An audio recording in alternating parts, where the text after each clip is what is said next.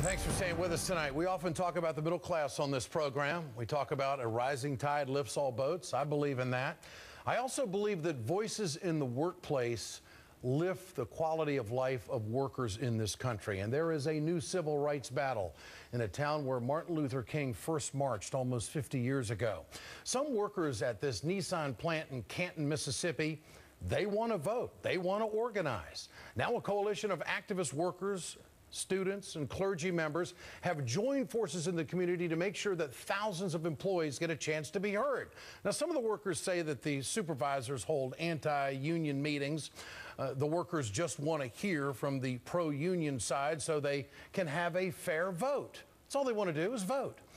The NAACP has been involved for months on this issue. 70% of the workers at the Canton plant are African American. Representative Benny Thompson addressed the issue back in June.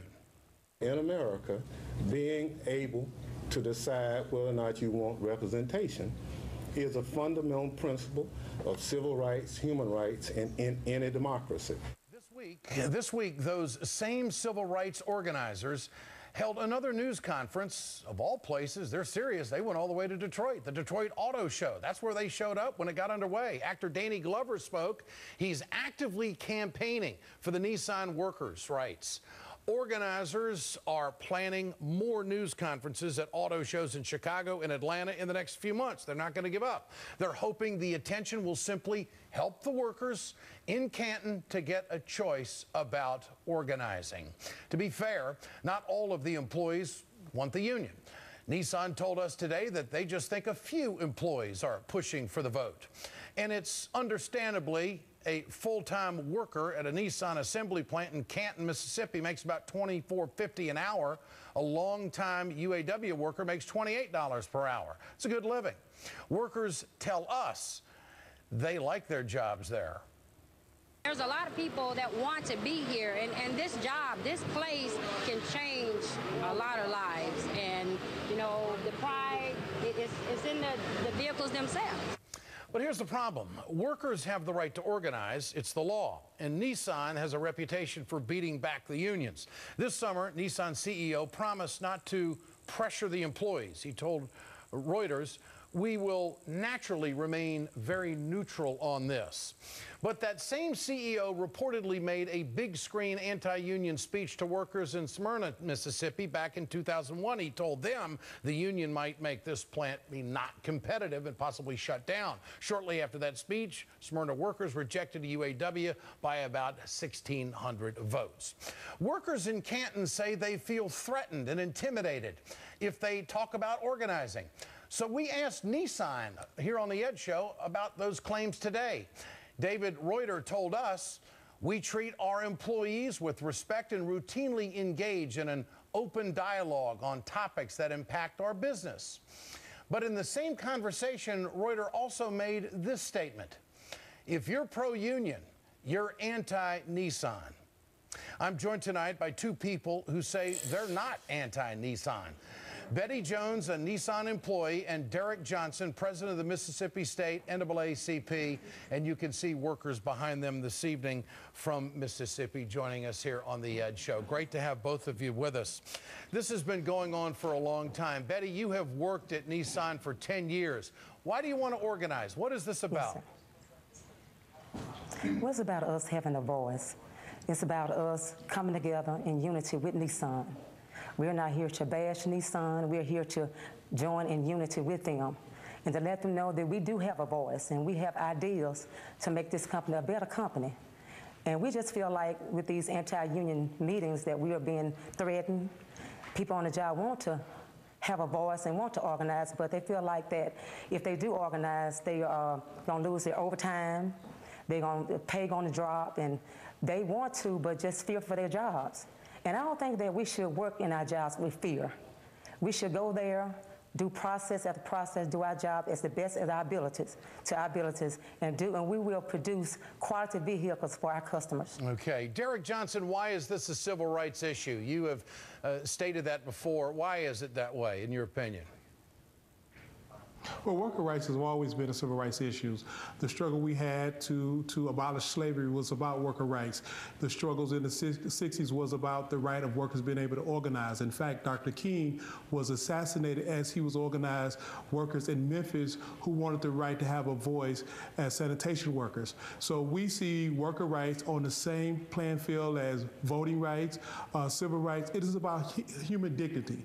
And workers at Nissan should know when they go to work on a Monday morning, they should be able to predict whether or not they're going to work 3 hours that day or 12 hours a day, whether or not they're going to work 7 days a week or 5 days a week. How can workers be expected to raise a family, have a quality of life, if a company like Nissan don't respect them as human beings? Betty, are there health and safety issues on the job, in your opinion? Yes, it is. I mean, it's always room for improvement in every area and on a job. I mean, yes, some areas are safe and some areas are not safe. But the point is that we have a voice in dealing with safety, pay, how to do our jobs better, and we feel like that our ideas do count. And Nissan make us feel that they don't. So we want to organize to go with them in unity with them, to sit at the bargaining table to make things better for us as a whole, us as a unity, because where there's unity, there is power and there is strength. And that's all we want, is for us to be heard. And we do that process each and every day. And it's about, we drive those vehicles. And we feel like that we should have the opportunity to sit with department managers and the plant managers, sit at the table and bargain with them, let them know our ideas and what is better, a way to make the community better. And that's all about the community and us as family growing in Mississippi. So, and we in Mississippi do have a voice. What are the chances of you getting a vote? What are the chances, Betty, of you getting a vote in the workplace? I don't think it's a chance with Nissan concerned, but with us as a union that want to unionize, I believe it's a great opportunity for us, and we will get there. All right, because we will never stop. All right, Derek, what's the NAACP doing to help these workers?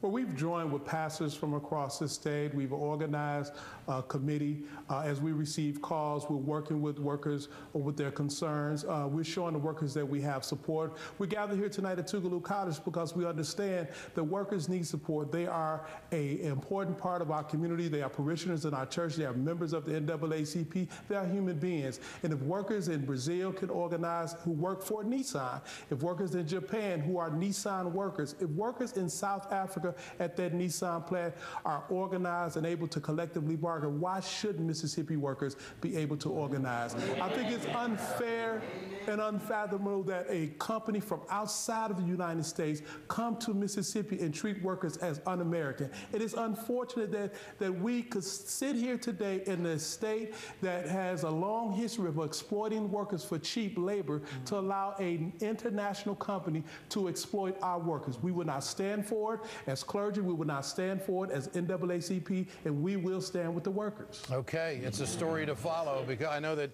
Danny Glover is involved in this as far as telling the global story about how other countries are treating workers, and yet it seems to be getting worse for workers in this country. All you want is your voices heard and an opportunity for a vote in the workplace. It's a story we'll follow. Betty Jones and Derek Johnson and all the folks down there in Canton, Mississippi, I really appreciate it. You got one more thing to say, Derek? And Ed, I want people to go to underneaththehood.org. The committee, we've set up a website so you can learn more about what's taking place, because workers in Mississippi, they are citizens of this country, they are humans, and they should be treated as such. Okay, thank you so much. Appreciate your time tonight. Coming up, Hillary Clinton held her final town hall today, addressing rumors of a 2016 presidential bid and the future of women in leadership. I'll bring you those comments. Stay with us.